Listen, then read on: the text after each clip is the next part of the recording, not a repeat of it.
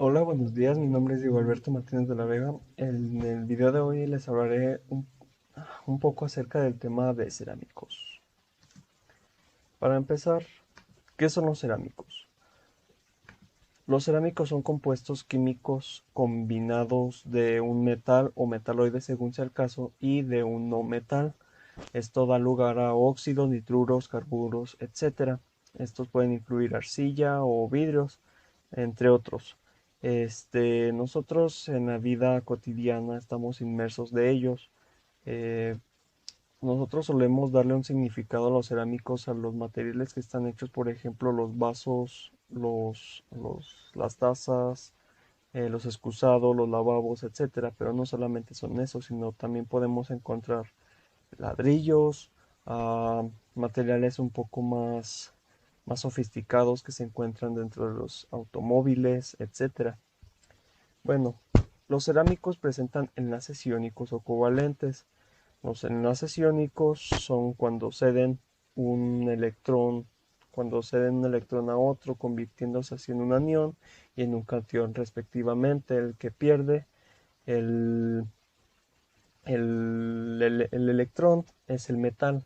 En este caso, los cerámicos, cuando presentan enlaces iónicos, no siempre se presentan covalentes, ni tampoco se presentan siempre covalentes, sino iónicos. Entonces, el metal cede sus electrones al no metal y se convierte en cation y anión respectivamente. Estas no poseen estructuras definidas como la de los metales, son un poco más complicados.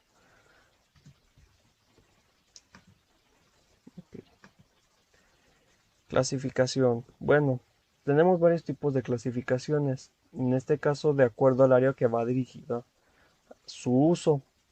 Cerámicos tradicionales de un lado y cerámicos de ingeniería de otro lado. Los cerámicos tradicionales están hechos básicamente de arcilla, sílice o feldespato. La arcilla, por ejemplo, las encontramos en los ladrillos, los sílices y feldespato en vidrio sobre todo. Los cerámicos de ingeniería son más sofisticados, más difíciles de crear, bueno, tienen más em, dificultad en cuestión a la fabricación.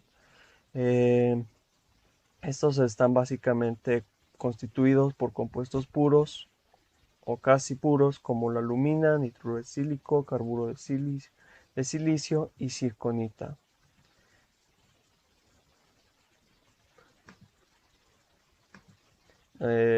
Podemos encontrar, por ejemplo, en cerámicos tradicionales los típicos vasos, tazas, jarras, platos, etcétera.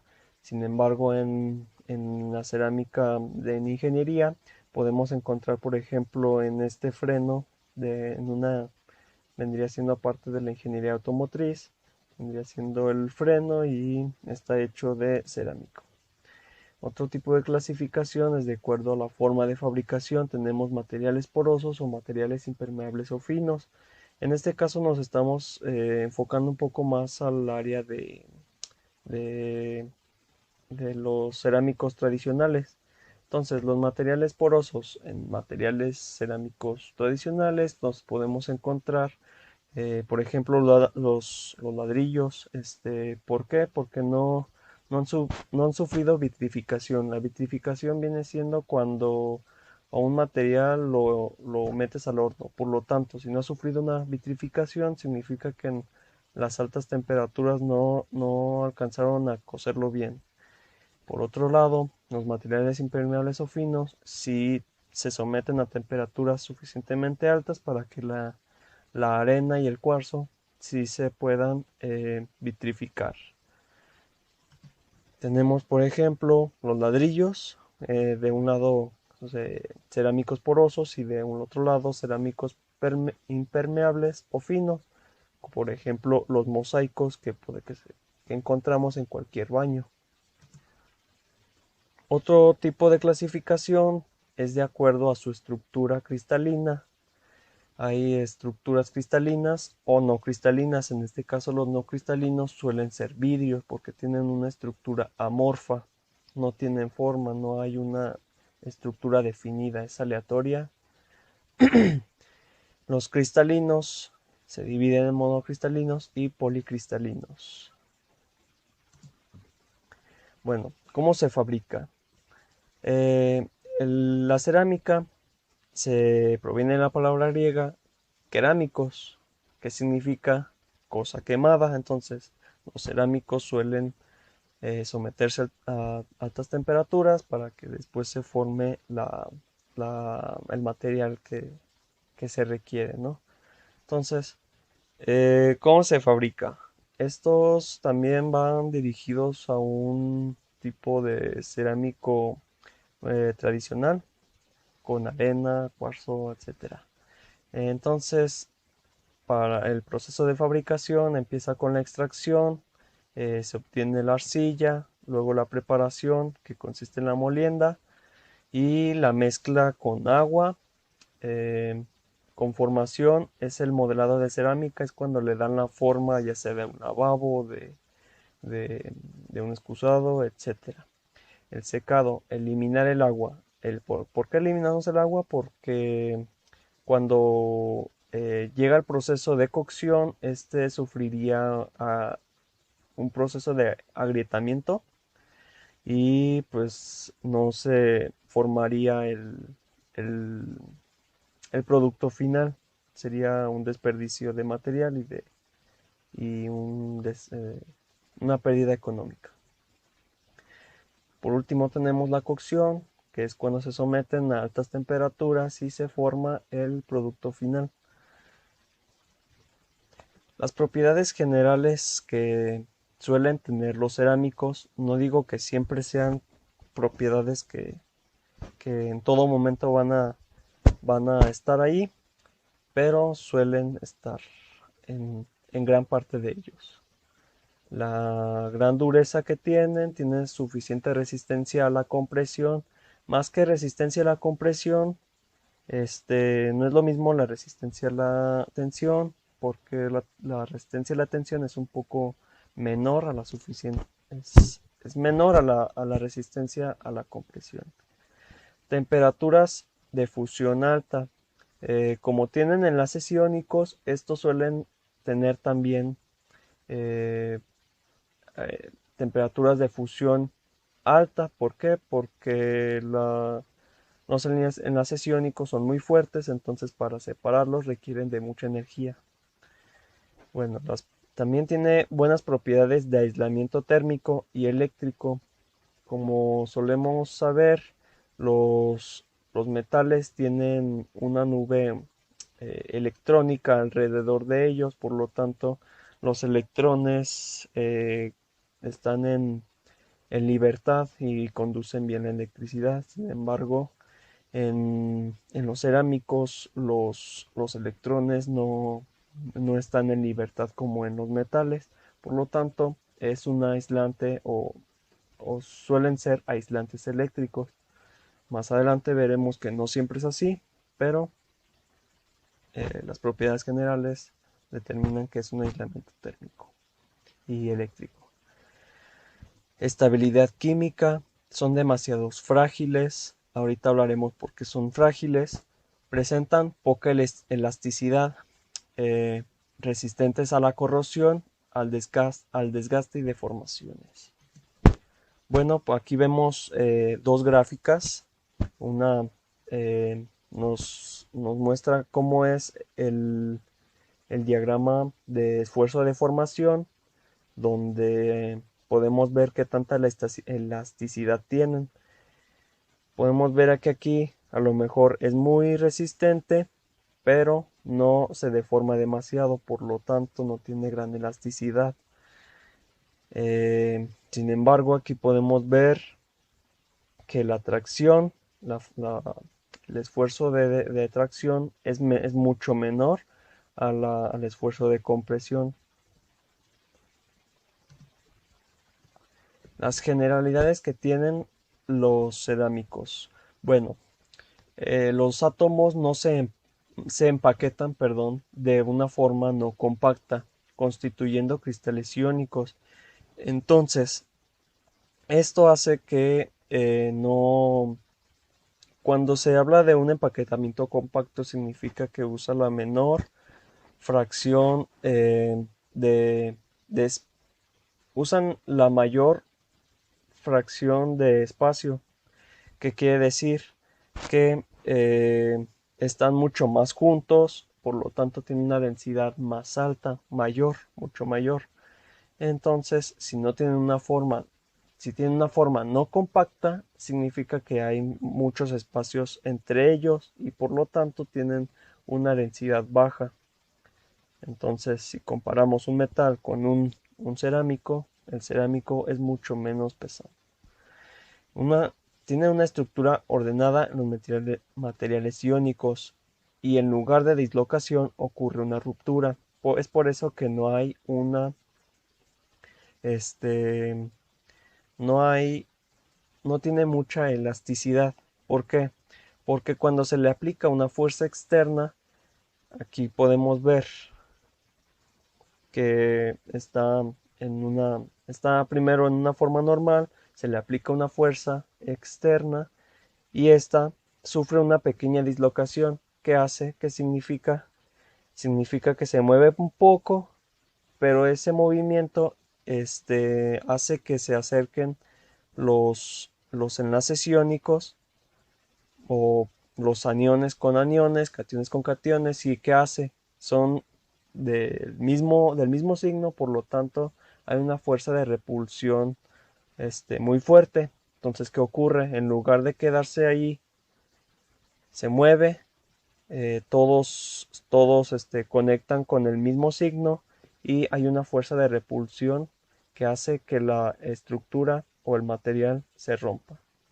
Es por eso que las estructuras de los cerámicos no son elásticos. Los vidrios tienen una estructura amorfa, por lo tanto no sufren dislocaciones. Entonces, una estructura amorfa significa que no hay una estructura definida, como la es un cubo centrado en el cuerpo, una estructura cristalina cúbica centrada en las caras, etcétera. Entonces, como no puede haber dislocación dentro de una estructura amorfa, es más difícil que no se rompa. Usos de la cerámica de ingeniería. Bueno, anteriormente hablábamos de que la cerámica se dividía, bueno, la clasificación de la cerámica se dividía en cerámica tradicional y cerámica de ingeniería. En la cerámica de ingeniería un ingeniero puede dopar la cerámica para obtener diferentes propiedades, por ejemplo, superconductores, semiconductores, aislantes eléctricos, ferroeléctricos, abrasivos y refractorios. Empezamos con los superconductores. Los superconductores son los que no ofrecen resistencia al flujo de corriente. Por lo tanto, el flujo de corriente es mucho mayor. Se puede optimizar hasta 5 veces mayor que un conductor normal. Estos compuestos cerámicos suelen contener elementos lantánidos, que son los que están al penúltimo de la penúltima fila de la tabla periódica. Estos superconductores se pueden utilizar, por ejemplo, en equipos de cómputo o para electroimanes, por ejemplo, en este electroimán, al obtener un flujo de corriente mucho mayor, pues es mucho más poderoso y puede generar un campo magnético mucho mayor, mucho más grande. Los semiconductores.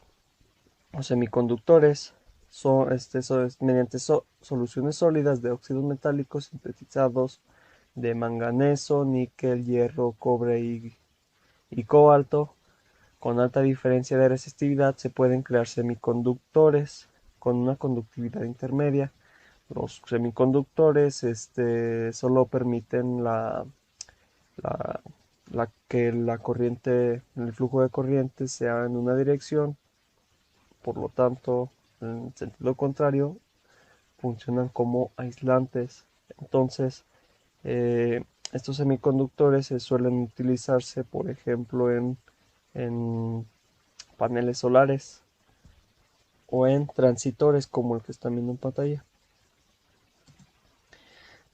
También funcionan como aislantes eléctricos dieléctricos.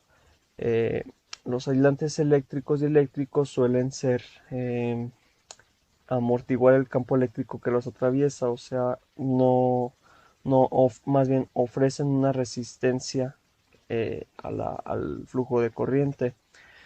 Generalmente las propiedades de los materiales dieléctricos son resultado de la polarización, por lo que tienen la capacidad de almacenar la energía, que significa que, que en un material dieléctrico, dentro de su estructura atómica, eh, se encuentran átomos con, sus electrones y sus protones de un lado, que están mirando hacia de forma aleatoria, pero cuando se le somete a un campo eléctrico, estos se polarizan y todos los átomos empiezan a mirar de un lado. Este, Como tienen la capacidad de almacenar energía, se utilizan sobre todo en condensadores como los que ven en pantalla. También podemos obtener propiedades o materiales ferroeléctricos cerámicos que forman dipolos cuando se encuentran en un campo magnético, como el titanato de bario, que es muy utilizado en los micrófonos. También pueden obtenerse materiales abrasivos. Los materiales abrasivos se refiere a que pueden cortar, pulir o afilar. Por ejemplo, el material que estamos viendo en pantalla es nitruro de silicio. Eh, por su gran tenacidad, estos materiales pueden resistir grandes cantidades de- cuando se someten a la fricción. Estos son muy fuertes, resisten mucho por la gran tenacidad que tienen, por la gran resistencia que tienen. También pueden ofrecer una propiedad refractoria o materiales refractorios, que significa que aguantan altas temperaturas, son aislantes térmicos y poseen buena resistencia a las reacciones químicas. Entonces, los materiales cerámicos refractorios se utilizan mucho en el, en el recubrimiento de hornos industriales. ¿Por qué? Porque los cerámicos aguantan mucho la temperatura, resisten altas temperaturas sin deformarse y sin perder las propiedades que, que los caracterizan.